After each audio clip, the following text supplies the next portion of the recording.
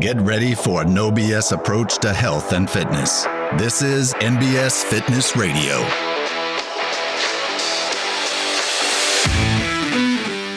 Welcome back to NBS Fitness Radio. I'm here with Barry Wicktom.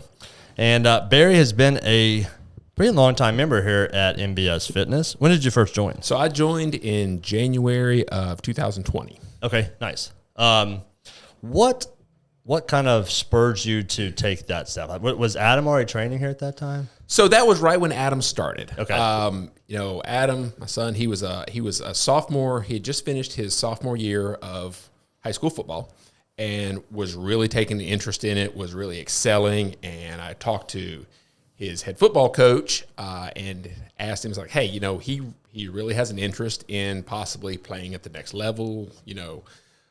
How do we pour gas on this for him? Yeah. And he had previous players who had trained through NBS. Yep. And so he, without hesitation, said, you need to call David Allen and take him over there to NBS. And so he signed up, and that was sort of my first intro into NBS and got to know about the place. And so it was shortly after that I decided, maybe I need to give this a try also. Awesome, cool. What made you decide, I'm going to give this a try? Well, I was at a point in my life where, if I look back over my adult life, I was a high school athlete, played football in high school, loved it, loved the game, got hurt, and so, had to retire early because of injury. And when I was going through college and even my young adult life, I would do things to get myself in shape for a little while, and then I would get lax and life would change and I'd get out of shape. So my entire really adult life, I was always kind of yo-yoing through fitness. I'd get serious and I'd start running for a little while, and then something would get busy, something would change, and I would stop, and I got to lose some weight, so I'd go at it again and I'd lose some weight, and then my weight was always yo-yoing, and then got married, had kids, and I was always very busy. Yeah. But I was I was not in great shape, but I would do things from time to time. It's very inconsistent. And so by this time, 2019 comes, and I'm, in my mid to late 40s by now. And again, Adam's training, and I'm kind of like looking around, looking at myself, looking at my son going, he's a pretty good athlete. He's a pretty good high school athlete. Yeah. So I just decided, I'm not really setting a great example for him. And I'm not setting a great example for my daughter. Yeah. And so the more I thought about it, and I was like, I need to make some changes. And I had tried other things. So I said, well, let's give this a try. And then as I got in here and learned about sort of the philosophy at NBS and the way the team here approaches helping clients, like, okay, well, this is different. Yeah. Let me try this. And it really stuck. Had you ever done anything like guidance-based before, or had you always kind of just done stuff on your own? It had never been guidance-based, and that was part of my problem. Is I didn't know what to do. Yeah. I lifted weights in high school, but once I got beyond that, and what we did in high school in the 1980s was pretty basic. It was your three basic lifts. It was bench, squat, deadlift, and that's what I knew. Yeah. And I didn't like deadlift, so I was down to bench and squat on my own. Somebody wasn't going to make me deadlift, I wasn't going to do it. Yeah. So I never really knew how to train. So I could go in the weight room and piddle around with dumbbells and curl bars and a bench and things like that and squat rack, and I could go run. That's kind of what I knew. I didn't really know anything else. So that wasn't part of my background. Yeah. So never had anybody teach me how to do it. So when I started here, I had a lot to learn. Yeah. That was the first thing that hit me. It's like, man, there's a lot you don't know. Yeah. Yeah. Okay. So what was something you believed to be true before joining NBS that you realized was not true? I think a lot of it has to do with probably because of when I started is, you shouldn't do this because you're X age. Yeah. I was, again, I don't remember exactly. I'm about to turn 52, so I was probably 48 when I started. And so it's like, gosh, 48-year-old guy. And I had actually literally had a doctor tell me, this is no lie. So several years prior, I was doing some things, working out, and I tweaked my back. I tweaked it pretty bad. And I went to, at the time I knew a guy who was a doctor, and he was actually an orthopedic doctor. He was a back specialist. And I went to him, and he was asking me what I did, and I told him. He looked at me and said, you know you're in your 40s, right? You probably shouldn't be doing that. It's like, well, I mean, here's an orthopedic back specialist telling me I shouldn't do this. Maybe I shouldn't. Yeah. And so that just sort of reinforced this whole thing I'd learned my entire life. When I injured my back in high school, I was like, well, you can't, you shouldn't lift heavy then. Yeah. If you got a bad back, you shouldn't lift heavy. Well, now I would tell you the opposite's true. I need to lift more now, and I need to work that area more than the others because I need to strengthen it. It's because of a lifetime of ignoring it and protecting it, it's probably my weakest spot now. And I have to work double time to overcome that. It's essentially, it's not that you have a bad back, therefore you shouldn't do this.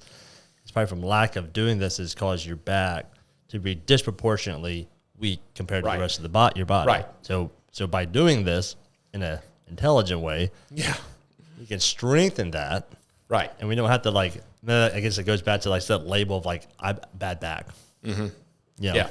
It is such a cop-out medically. And to all my friends who are doctors, not throwing stones, but one thing I've learned in the last couple of years is medical advice is always going to come in the most conservative form. Interesting story. Since I started training, about a year and a half ago, I was at a doctor's office, and he was marveling at the fact that, wow, you're like 40-something pounds lighter. All your blood work looks great. What are you doing? Yeah. And so I tell him, I train now. I do CrossFit, and a doctor who's looking at my medical results tells me, well, you should be careful and not lift too much weight. And I'm sitting here thinking, dude, lifting weight is what helped get me here. Right. You're literally looking at the results of lifting weight. You're looking at the results of me lifting weight now and doing it at a high end. He's telling me, you really should watch your intensity level and watch the amount of weight you do when you're moving at high intensity. I'm like, well, I do, and I watch it go up because I'm getting better and better at it. I was having a conversation about a general idea of this earlier is that it's weighing out advice against is it true? And sometimes when people say well, you really should be careful about lifting too much weights. It's well, to determine if that's true, we have to really dive down deep. Define careful. Is that careful technique? Is it careful frequency? And where's the standard for that? It's okay, cool.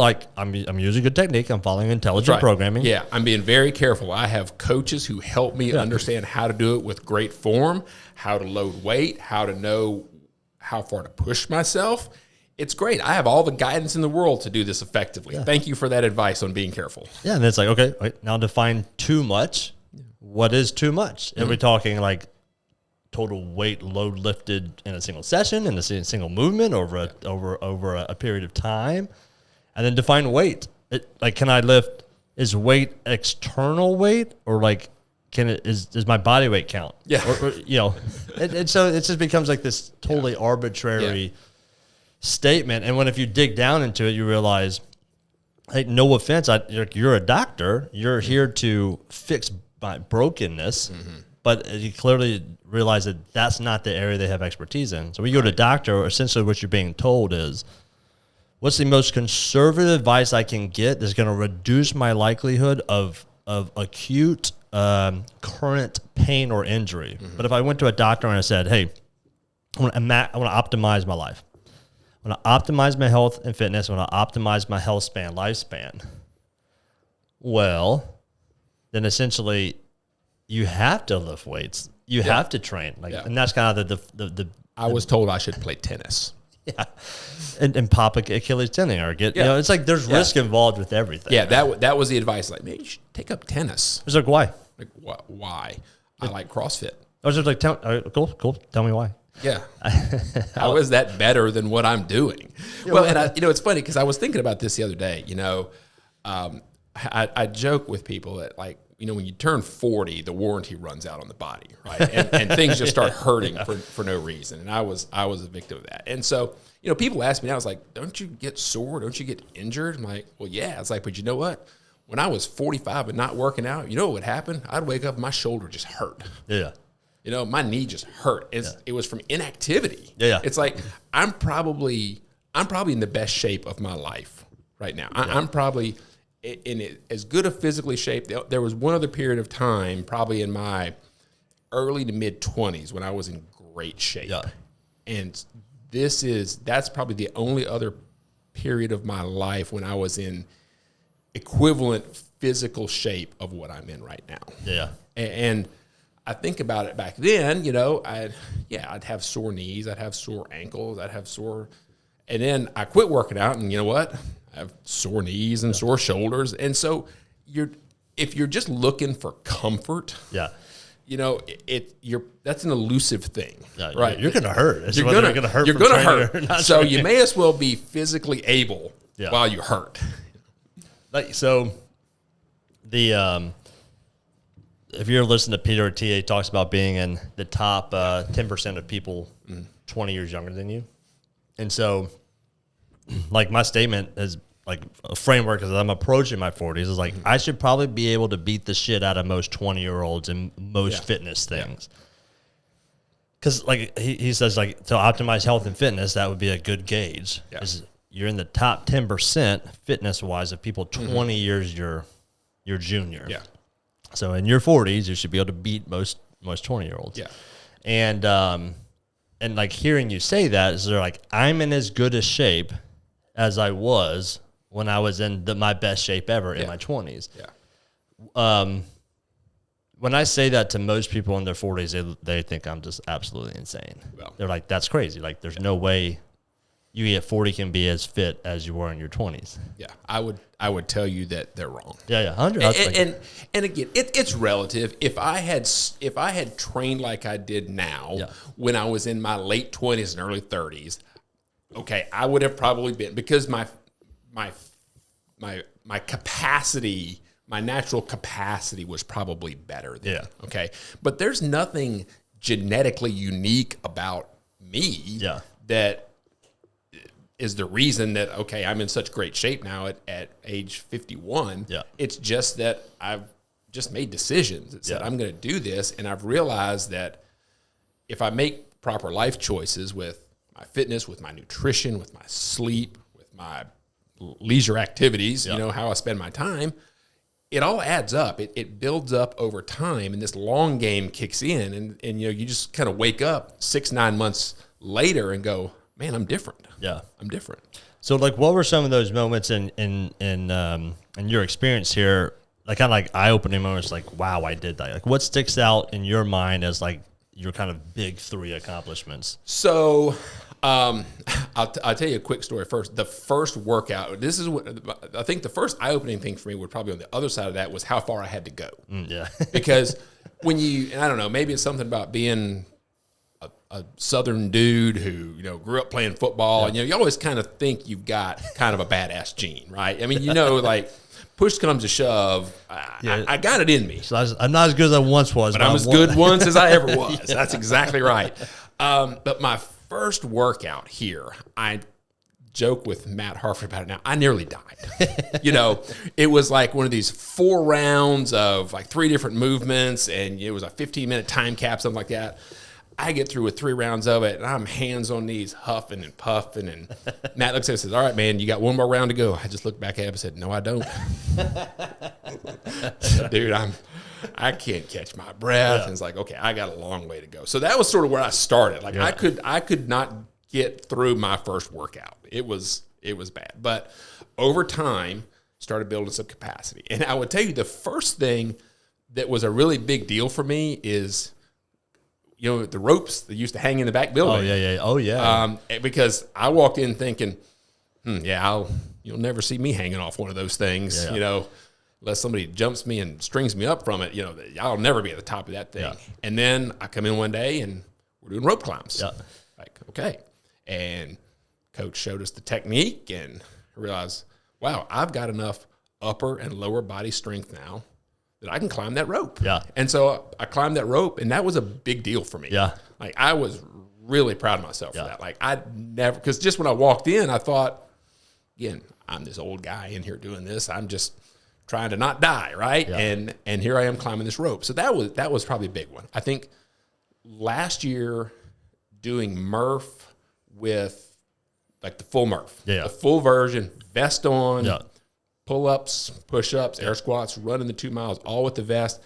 For me, that was a big deal. Yeah. That was something, because that was probably one of the first times I said, I want to do this. Yeah. And when I set my mind to it, I could not do pull-ups yet.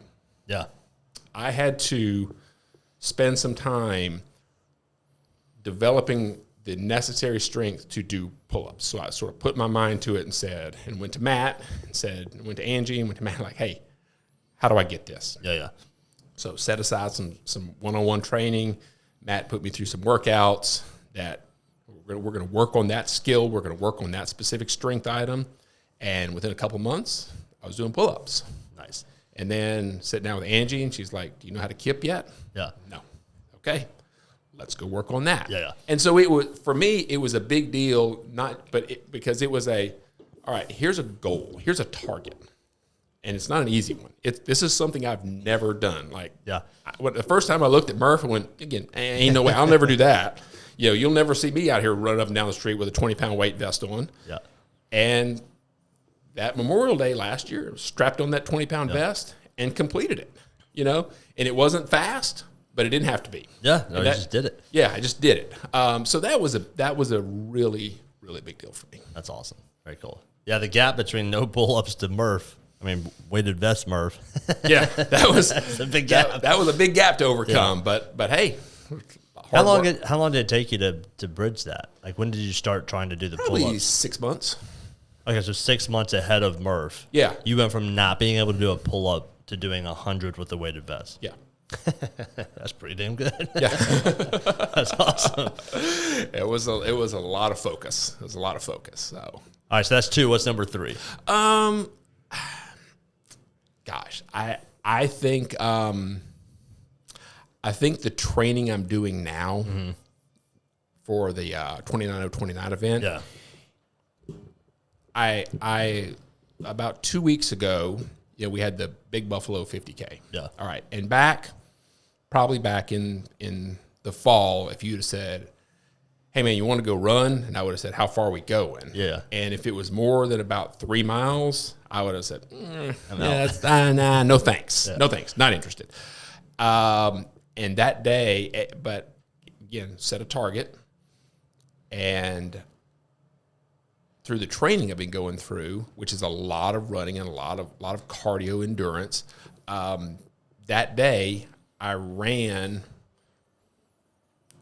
12.5 miles. Yeah. Some walk. It didn't run the whole thing, but basically I completed 2 loops of that 6.1 mile course. Yeah. One for the team, and then I had a friend who was out there running the full 50K by himself, and I had told him, hey, if I see you out there, I'll run a lap with you. Yeah.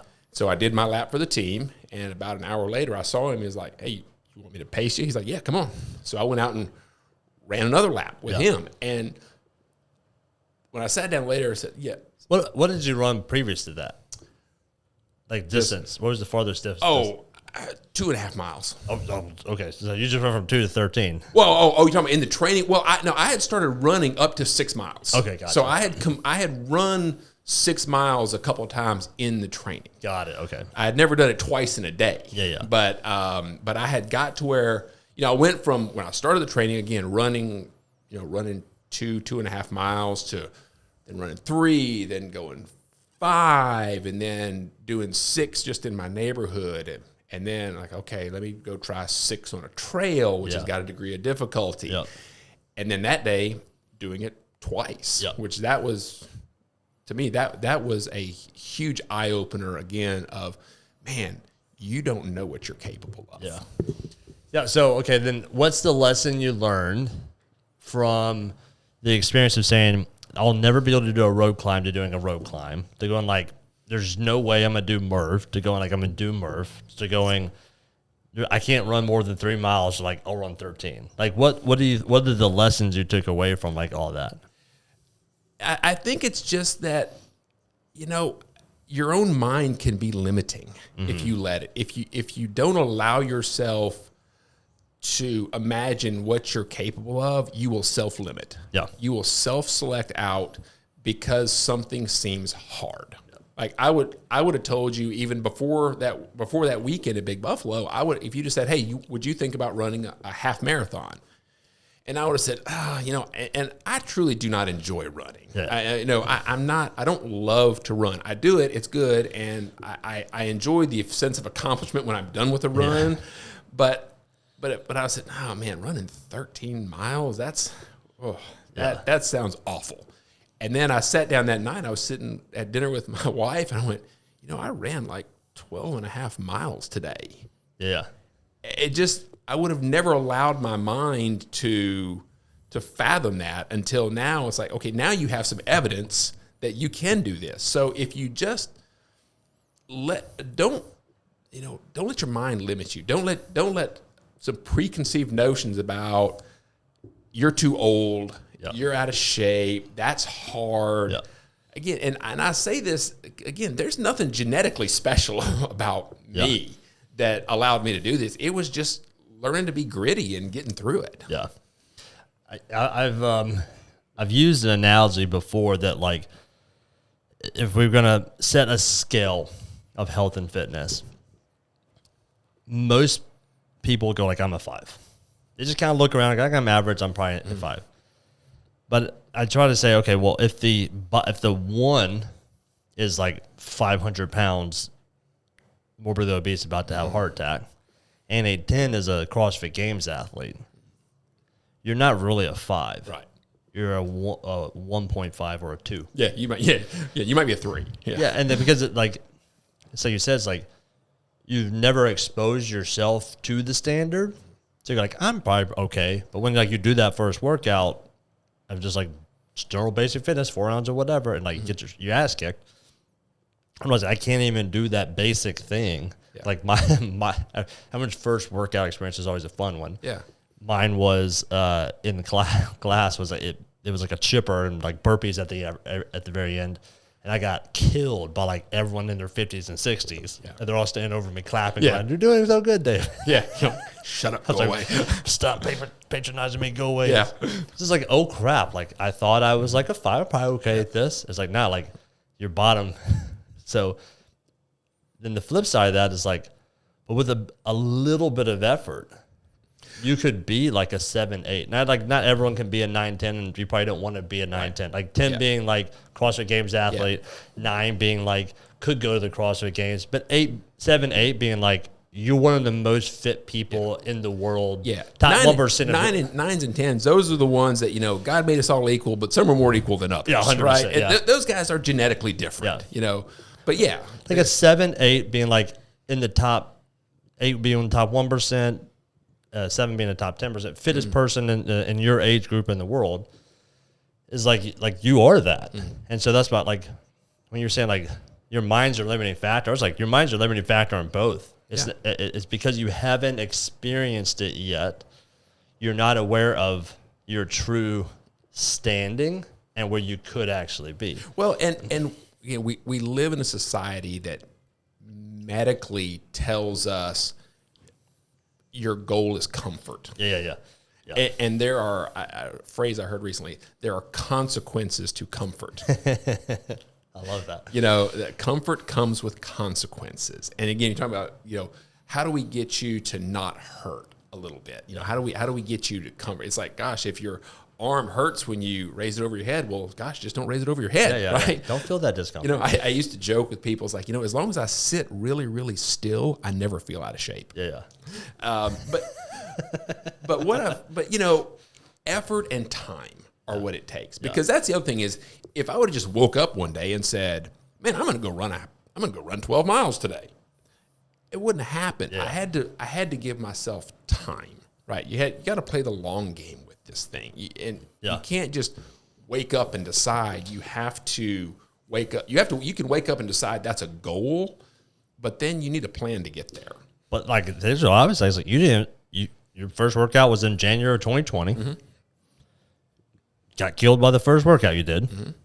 In 2022, so 2 years later, 2 years, 4 months when you did Merv, you did 100 pull-ups in a vest, which essentially puts you in the top 1% fittest 50-year-olds in the world. Which is unfathomable. So that's my point. Is like you went from like a 2 to an 8 in 2 years. Yeah, but not overnight. Not overnight. And that's what's scary is people think, well, gosh, if I can't do that in the next 6 weeks. I mean, there's no magic pill that says you're going to go from a overweight guy who, after 3 minutes of work, your hands on knees, huffing and puffing, to completing an hour-long workout wearing a 20-pound weight vest. You're not going to get there in 6 weeks. You have to give it time. Yeah. You have to commit the time to it.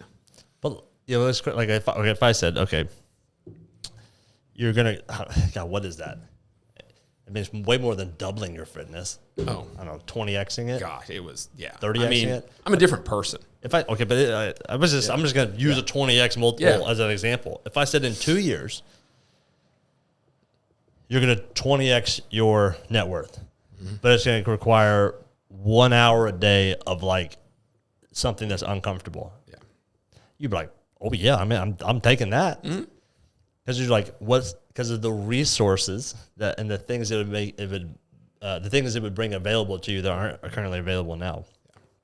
Well, that's no different than health and fitness. It's like in 2 years, you could 20x your health and fitness and think of all the resources you'll not have at your disposal. Yeah.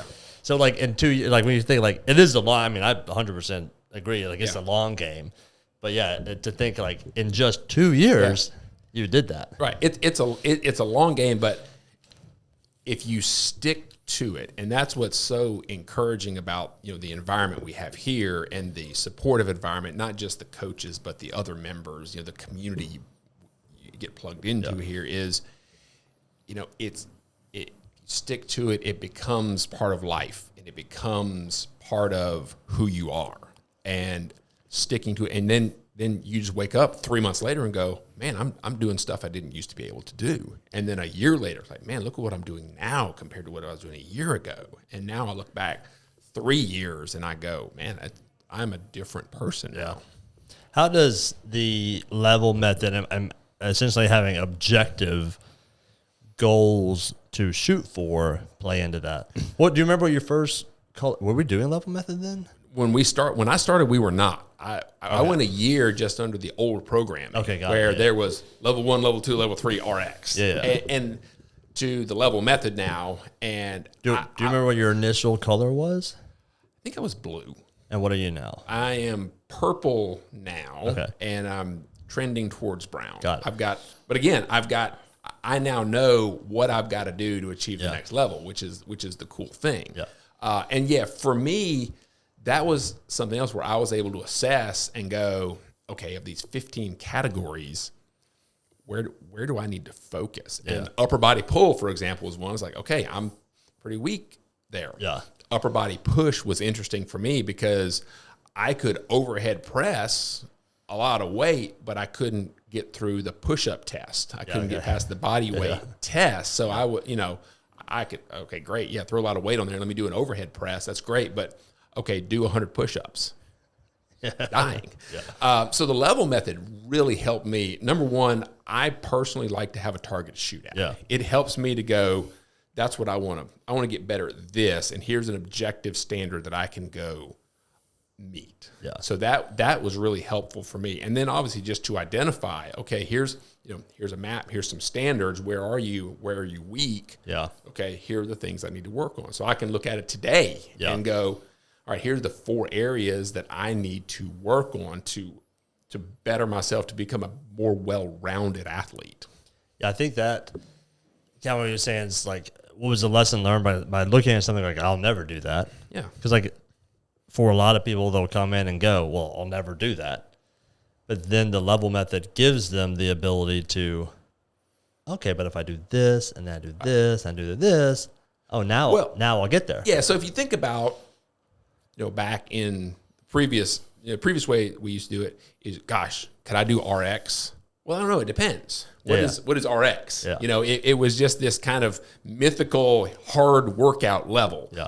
Now I can look at it and go, okay, well, there are certain workouts that, I try to do brown whenever I can. Yeah. I'll once in a blue moon dabble in black, but very, very once in a blue moon. Yeah. But sometimes I'm doing purple. And, but I don't view that as anything more than that. That's where I am, Right. and so it's great. But it lets me know, okay, there's a reason you're picking that level. It's not just some subjective, gosh, do I feel like throwing some extra weight on there and giving it a whirl? Yeah. No, I know now, okay, here's my strengths and weaknesses. So I need to scale back this because I've tested that area and know I've got something to work on, or we're doing this and I need to amp it up. Yeah. I have the ability to amp it up in this area. Yeah. Do you feel like it gives you also a kind of not there yet like mentality? It's like, it's not like, oh, that's out of the question mark, or that's out of the possibilities. It's more just like, oh, I'm not there yet, but like as soon as I do X, Y, Z, I'll be there. Yeah. What it does, it tells me is like, okay, if I go focus on this, if I go spend some extra time on this area, I can get better there. Yeah. And just as a perfect example, recently, forever when we would do our running assessment, I was running a mile, I could run in just under 8 minutes. Yeah. And it kind of felt like I was stuck there. And I kept telling myself, if I ever get a chance to just really work on that, I think it'd be good. Well, then through all this endurance training that I've been doing for the last 10 weeks, we just happened to do a running assessment last week, and I beat my best time by like 45 seconds. Dang. Yeah. And I was shooting for like a 740. Yeah. Yeah, you're like just a little bit of I just want, I'd like to be under 750, but if I shoot, I might get down to 740. And I ran it in 7:15 and felt like, had a little bit more in the tank. Yeah. I actually had, one of the guys in the morning class, Christian, he was like, hey, you want me to pace you today? I'm like, yeah. He's like, well, what do we, and he can run sub 7. So he's like, I'll pace you today. What's your targeting? I was like, 740. So we get up there running. I'm looking at my watch. I'm watching our pace going, yeah, okay, we're going to hit this. And we hit the line at 7:15, and I was blown away. Yeah. So again, just now, I once again proven, okay, listen, focus on that. Yeah. And now you're better in that area. Give it time, put a little effort into it, and you'll get better. You focus on the things. Focus on the areas you need to improve. And you'll get better at it. And you'll get better at it. Awesome. Cool. All right. So let's talk a little bit about the Everesting event. First, just share what it is. What is Everesting 29029? So 29029, this is an event that I first heard about back in probably 2019. I heard the guy who founded this event, one of the co-founders, a guy named Jesse Itzler. I actually heard him speak. He was a keynote speaker at this business conference I was at. Yep. One of the most impactful keynote speakers I've ever heard. Probably the only one I ever kept the notes from. Probably the only one I can remember actually what he said, in the dozens and dozens over my life. Well, so I learned about this event and what it is, the way it's structured. It's meant to be, it's an endurance event. It's not a race. It is a you versus you type event. And it's meant to be different than a marathon or an ultra marathon or a triathlon because the goal is elevation gain. The goal is not distance. It's not like we're going to run 100 miles. The goal is we're going to gain 29,029 feet of elevation. Yeah. So it's unique in that aspect. The way the event is structured is I'll have 36 hours. So you go to basically a mountain. Okay, I'm going to Sun Valley, and on the 6 a.m. local time on June the 9th, the horn is going to blow, and I'm going to have 36 hours to ascend this mountain, and it's about roughly 1,975 feet of elevation gain for each lap. Mm-hmm. So I'll ascend the mountain, ride the gondola back down, repeat. And I have 36 hours to ascend it 15 times. And if I ascend it 15 times in 36 hours, that is a 29,029 foot elevation gain, which is the equivalent of going from sea level to the top of Mount Everest. Very cool. So, and in transparency, I'm doing it as well Yeah. in August. I hadn't asked this question. I hadn't thought about it, but like obviously it's not exactly 29 feet for whatever that mountain happens to be. Or so like, do you do a partial one on your last lap, or do you have to? I think it's measured out so that, on the mountain I'll be at, it is, 15 laps at it's 1,976 feet of elevation gain. So Okay. So, and again, it's elevation gain, not mileage. Yeah. So they've figured it out to where that's So maybe your starting point. Okay, Yeah. so then they just maybe adjust the starting point. That makes sense. Okay. Yeah, so like I will ascend from what is basically 6,000 feet above sea level to roughly 8,000 feet above sea level. Okay, that makes sense. I got it. All right, awesome, cool. So what made you decide taking on this year? So it was something, again, I was just fascinated when I learned about this thing, and again thought, boy, I bet you got to be in great shape to do that. Yeah. And I think over the last 2 years, as I've built confidence in myself and my physical abilities and mental abilities to say, all right, how do I run through a mental wall? You know, and a lot of what we do in group training, and there are points when it's like you got to gut through it. And doing Murph, okay, you got to gut through this. There's a point in doing that when you just want to sit down and stop, right? And you just can't let yourself. You just have to keep going. And so I started feeling like, maybe I'm getting this. And then the concept of I gotta find out what I'm made of. I want to try something really hard, and this really appealed to me. This particular event really appealed to me. So I just sat back and said, "There's no reason to wait any longer. I want to do it. What am I waiting for?" So sat down, talked to my wife, said, "I want to do this." She said, "Okay." Yeah. And she got behind me 100%, and so I signed up, and off I go. Awesome.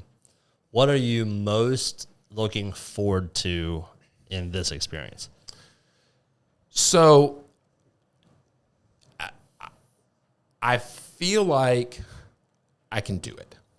I feel like if I train well, I can do it. So what I'm hoping happens is the end of this is I, again, prove to myself once again that set a goal, take that goal, assign a plan to it, follow that plan, see where the result gets you. Yeah. What I guess now what was like what concerns you the most about the whole event? I think the only thing that concerns me is that if I had to pick one thing, and I would say on a scale of how concerned I am, on a scale of 1 to 10, I'd say it's about a 4. Yeah. I would say that the only thing I can't simulate in the training is actually being 6,000 feet at 6,000 feet of elevation. Yeah. And there's a lot of questions through the event is a well curated event. There's a great amount of information and support from the organizers. Every 2 weeks there's a coach's call where you can ask questions, and the question about the elevation comes up a lot. Yeah. And what they say, which is interesting, there's a lot of questions about a lot of things come up. And this is where I get back to feeling better about this. They say the cure for all these questions is show up in shape. That showing up in shape minimizes the impact of all the variables, whether it be weather, whether it be aches and pains, whether it be the elevation. And so, because what they say is there's 2 ways to approach elevation. Number one, you show up really, really early and you let yourself acclimate. And sometimes it takes people 3 weeks to really acclimate to elevation. The other approach is you show up the day of and you just get after it, and your body has no idea what just happened. It doesn't have any time to react. It doesn't have time to react. So just get after it. But then they say, but just show up in shape. Yeah. And then because essentially what elevation is doing is it's decreasing concentration of oxygen. But if you're in shape, your body handles. You're not going to put as much of an oxygen load on your body, right? Because you're in better shape, so right? You'll be fine. Yeah. So so that's probably the only thing that I can't truly mimic is being at 6,000 feet of elevation, but I can't control it. So I can't worry about it. So and there's enough body of evidence that says you don't have to train to elevation to be successful at this. So, because you're not, it'd be one thing if it was 29,000 feet like that. not required to wear an oxygen mask or anything like that. So what seems to be is what's like the most common concerns that you're hearing from people with regards to it? So there's probably buckets. Number one is, oh my God, I don't have a mountain to train on.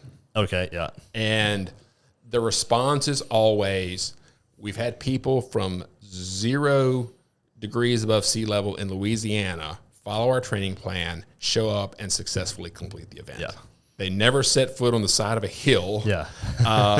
But they showed up. They showed up in shape, in great shape, trained. They trained physically. They practiced their nutrition and how they were going to do that, and they were successful. Yeah. So, again, don't worry about it. There's a lot of questions about equipment and do I need, what kind of poles should I carry? What kind of backpack should I carry? Because what they do require that you have on you gloves, a warm hat, and a rain jacket. Yeah. Because the weather is a huge variable. Yeah.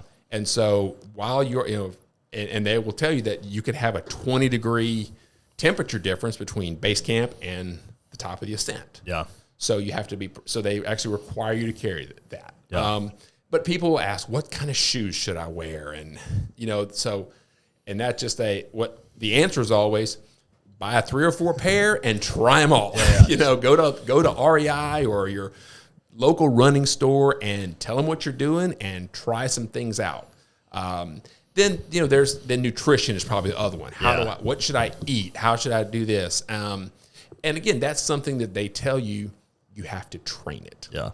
You have to train it. You have to practice eating and taking in calories while you're training to get your body used to it, because it's going to take 18 to 20 hours of work to complete this. In a 36-hour period, I did some math and said, okay, if every loop is an hour and a half, that's 22 and a half hours of work time within 36 hours. And so you're going to have to, and you're going to be burning 600 calories a loop. Yep. And so you have to practice taking in calories while you train. Yep. So that's been a lot of fun.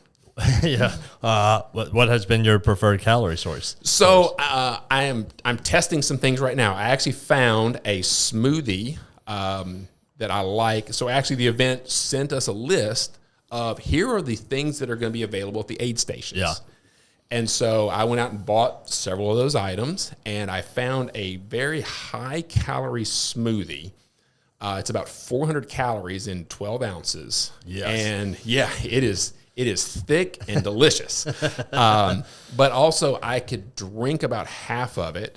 And the other day I drank about half of one and got on a rower for 30 minutes and felt fine. Yeah. And got off the rower, drank the other half, got on the exercise bike and got on the Echo bike and for 30 minutes and felt fine. So other things I've tried, might feel a little heavy, but that was one thing I found, like, okay, I can ingest this and keep working, because that's what you're looking for. And bananas normally I do pretty well with those. Yeah. I think, like, for me personally, my biggest unknown concern is I've never done a true endurance event. Mm-hmm. I've done 2 half marathons. Mm-hmm. But the reality is, a half marathon is kind of you can kind of gut it out. Mm-hmm. You gotta stay hydrated. If you're way behind on your hydration, you're in trouble. But you can get behind, start cramping a little bit, and just I can still just gut this out. Yeah. But but that you can't. The concern for me is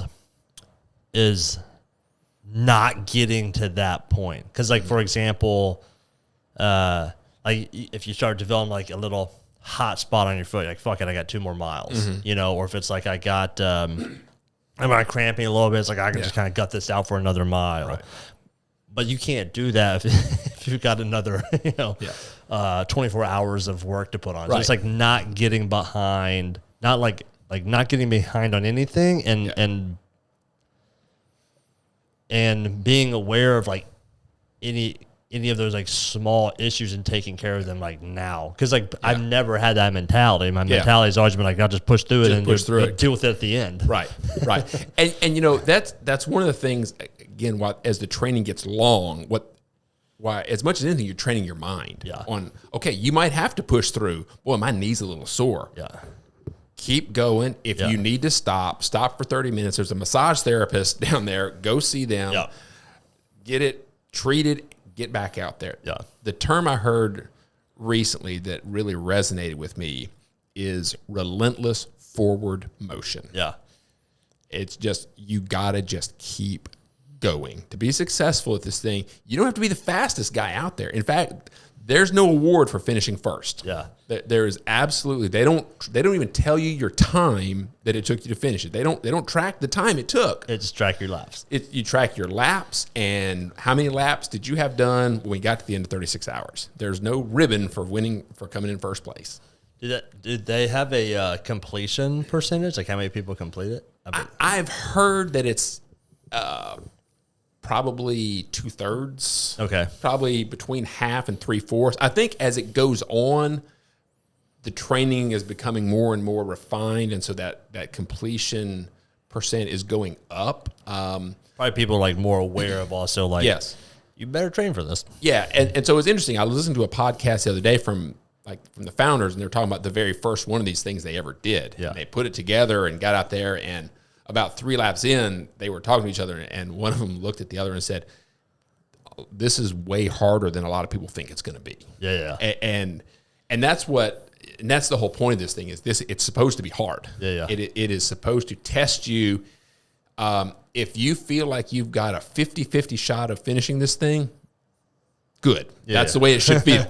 You should not go into this thing and I got this. You need to understand, you got about a 50-50 shot because that 36 hours is a hard cap 36 hours. If it rains, the clock's still ticking. If it's windy, if it's snowing, if there's mud, if it's a heat advisory, the clock is still ticking. So you got to figure it out.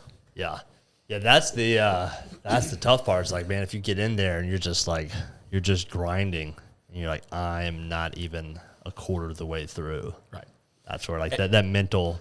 That's where the mental side of it, and they talk about that. You have to be prepared to, when you want to stop, just keep walking. Again, all the training is very interesting. None of the training is for speed. Yeah. In fact, all the training is designed to be in a cardio level 2. Yeah. Zone 2 cardio. So it is a conversational nasal breathing level. So because you're not sprinting up this hill, you're hiking, you're walking, but you're doing it for a long time. So all the training is designed for you to just practice this relentless forward motion. What's been the hardest training day you've had yet, like before this?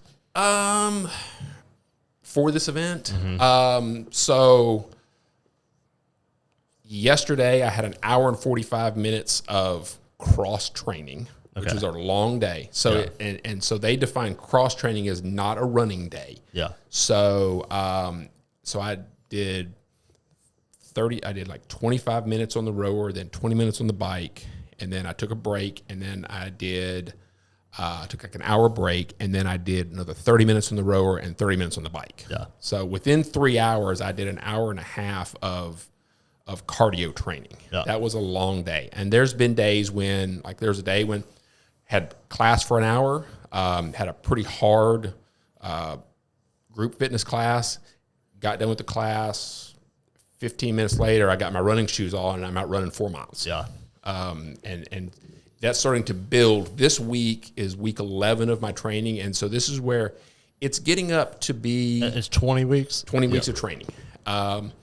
It's getting to be an hour and a half to 2.5 hours of work a day. Yeah.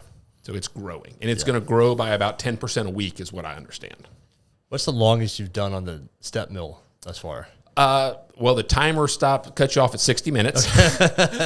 But so what I've been doing, and the way I've attacked it is to know that, okay, roughly I've got 2,000, rounding up, got 2,000 feet of elevation gain to do. And so when I get on the step mill, I say, okay, I found the level that says, okay, if I go to level 6, I do 210 floors in an hour, Yeah. which is roughly 2,000 feet of elevation gain Yeah. in an hour. And so I try to approach it that way and say, okay, I want to gain 2,000 feet of elevation in an hour. Yeah. So incline treadmill, step climber, doing the Chad workout. Yeah. You know, broke out and did the math on that. Said, okay, if I do, 1,000 box step ups in an hour, that's about 1,800 feet of elevation gain. So I've done that about 3 times.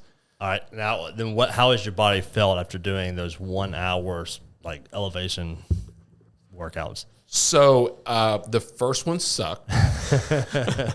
Yeah. It's gotten to where I can do an hour. I can gain 2,000 feet of elevation an hour and feel pretty good at the end of it. Yeah. Again, it just after 10 weeks of doing it, Yeah. okay, I'm building the capacity. And so pretty soon, and I've gone on a couple of, like this past weekend, I went out rucking. Yeah. So I had a 40-pound pack on, and I walked for 3 hours. Yeah. Went out in Shelby Farms and walked for 3 hours, and took some food with me, and again to practice the nutrition. So I'm out there, I'm carrying food, carrying my pack. That was a long day, but I got done with that and thought to myself, okay, I could rest 15 minutes and keep going. Yeah. And that's kind of where I need to be, is I need to be able to finish an hour work, thinking to myself, okay, I could rest 15 minutes and do that again. Yeah. What's kind of like have you been checking your body composition? If so, what's it been doing? So, Angie's my nutrition coach, and so she's been a great resource for me as far as how to think about this. So, been a great partner in strategically, how do I think about this? Because I'm burning a lot of calories every day now. Yeah. And so we tweaked my nutrition, my macros and things like that, with the goal being to, I'm probably going to lose some body weight. And I have probably since December, I've probably lost 12 pounds. Yeah.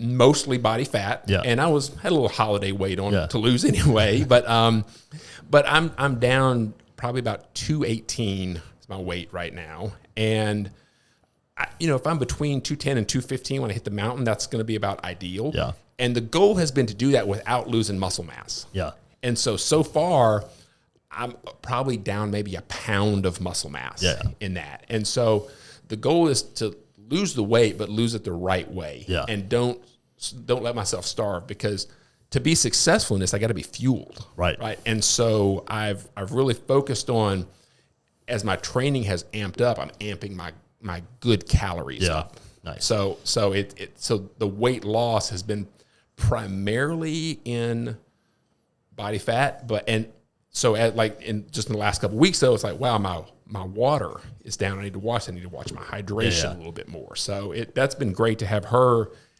watching this with me. Yeah. What's been the response from like your peers when you tell them you're doing this? So that's an interesting question. The people I know through the gym are excited for me. Yeah. They're encouraging me. They are, keeping me accountable. Yeah. Every once in a while when I make a comment about, man, I don't want to go run today. And, I'll hear, that mountain ain't gonna climb itself, buddy. So the average person that I talk to about this, I would say about 1 in 4 get it. Okay. Yeah. 75% of the people who hear I'm doing this have no idea why in the world would I ever contemplate putting myself through this. That sounds insane. Yeah. You are crazy. Yeah. The other 25%, tell me more. Oh, yeah. They're intrigued, Yeah, excited. But and so, all the guys that I'm in class with in the morning, man, they're excited for me. Yeah. They're encouraging me. They're cheering me on. They know I'm not in group class anymore that often. I still go a couple times a week, because part of the training is strength work. Right. And so I use the group classes as my strength work. Yeah.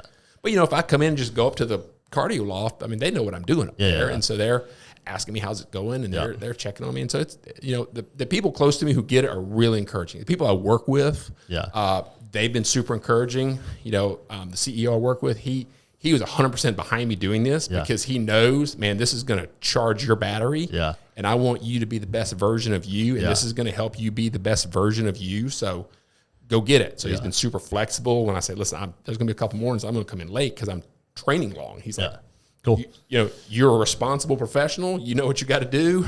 Plan accordingly and get after it. Yeah. That's awesome. Is it like all the 25% are also people who exercise, or is that kind of the ratio? Interesting. That's probably fair. That's probably fair that those who do get it are ones who understand health and fitness and the benefits of it. Yeah. Do you have anything else? Like, because I feel like once you kind of get into these things, you're like, ooh, and then like you're aware of like this next thing. Do you have anything else that you're like kind of in the back of your mind thinking after this, or is it zoned in 100%? Not yet. This has been the focus. Okay.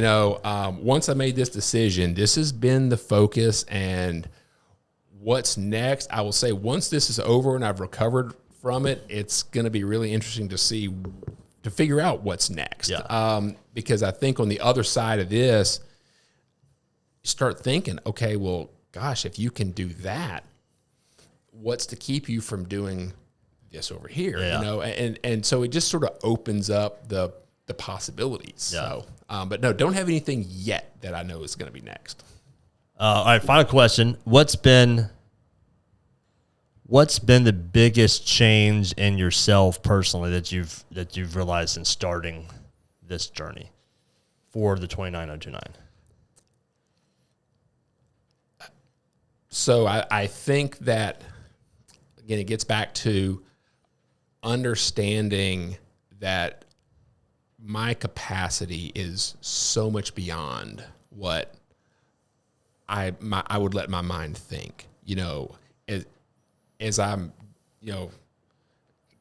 gosh, you're going to go up and you're going to do cardio for an hour, and then you're going to get done, and you're going to feel like you could do it again. Yeah. That just the understanding of, man, you don't know how much you're capable of. Yeah. If you give yourself time, if you give yourself the runway to work on a goal, to attack something, if you get a good plan, man, I can sit here now and I went from thinking, wow, this is a goal, right?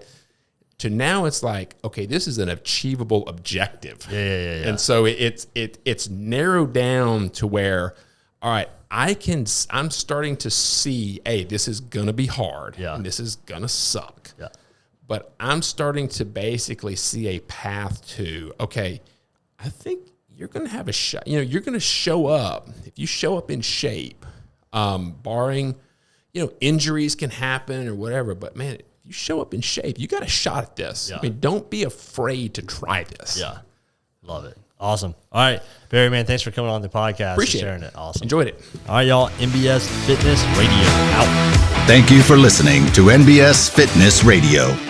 If you enjoyed the podcast, be sure to share it with your friends, follow us on social media, and check out our website at www.nbsfitness.net. Hit the subscribe button and tune in next time for more NBS Fitness Radio.